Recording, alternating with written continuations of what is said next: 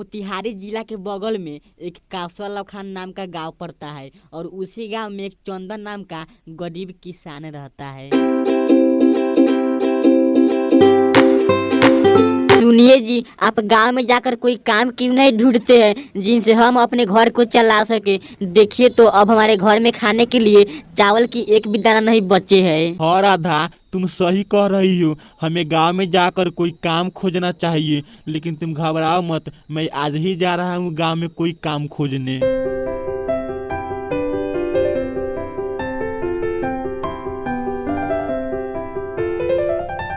चंदन अपने पत्नी से इतना बात कहने के बाद अब राजेश के घर आता है। राजेश, मैं तो गांव में काम करने के लिए गांव में कुछ काम खोजने जा रहा हूँ, क्या तुम भी मेरे साथ चलोगे? हाँ चंदन काका, आप इनको भी अपने साथ ले जाइए, ये भी आपके साथ कुछ काम करेंगे। हाँ चंदन भैया, मैं आपके साथ गांव जाने के लिए तैयार हूँ और आपके साथ काम भी करने के लिए तैयार हूँ।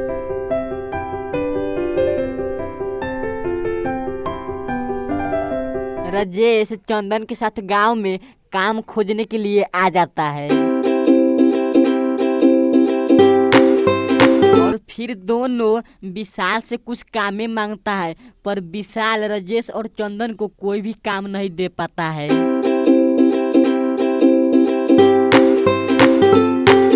इसके बाद राजेश और चंदन दूसरे गांव में आ जाता है।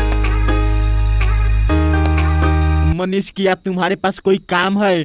मैं तुम्हारे यहाँ कुछ काम करना चाहता हूँ। हाँ मनीष, अगर तुम्हारे पास कोई काम है तो बताओ, हम दोनों ही तुम्हारे यहाँ कुछ काम करना चाहते हैं। नहीं राजेश भैया, मेरे यहाँ तो कोई भी काम करवाने के लिए नहीं है, इसलिए मैं आपको कोई भी काम नहीं दे सकता हूँ। चंदन और राजेश गांव में काफी देर तक काम खोजता है, पर कोई भी काम नहीं मिलने के कारण उदास होकर एक पेड़ के नीचे बैठ जाता है। ओहो मेरे दोनों किसान भाई, तुम दोनों ही उदास होकर इस पेड़ के नीचे क्या सोच रहे हो? हम दोनों गरीब से बहुत ही लाचार है।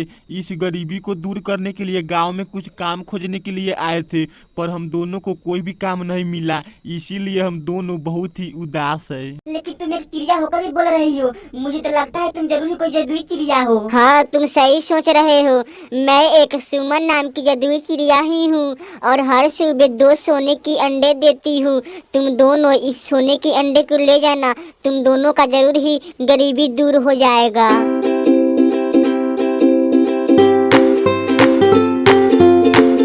चंदन अपने घर आने के बाद जादुई चिड़िया के बारे में सारी की सारी बातें अपनी पत्नी को बता देता है।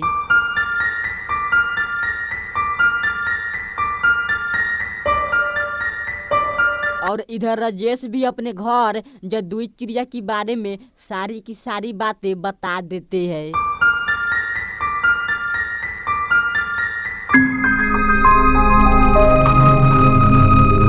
अगले दिन सुबह होते ही चंदन और राजेश जादुई चिड़िया के पास पहुंच जाता है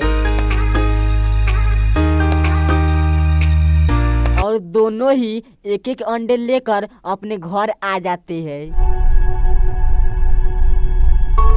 इसी प्रकार कुछ दिन बीत जाने के बाद चंदन की पत्नी सोचते हुए कुछ बोलती है। देखिए जी, आप कब तक उस जादुई चिड़िया के सोने के अंडे को लेकर लाते रहेंगे? मैं चाहती हूँ कि उस जादुई चिड़िया के पेट में बहुत सारे सोना है और आप उसे मारकर सारा सोना निकाल ले। हाँ राधा, तुम सही कह रही हो। उस जादुई चिड़िया के पेट में जरूर ही बहुत सारे सोने की अंडा है। इस बात को मैं राजेश को आज ही कहने जा रहा हूँ।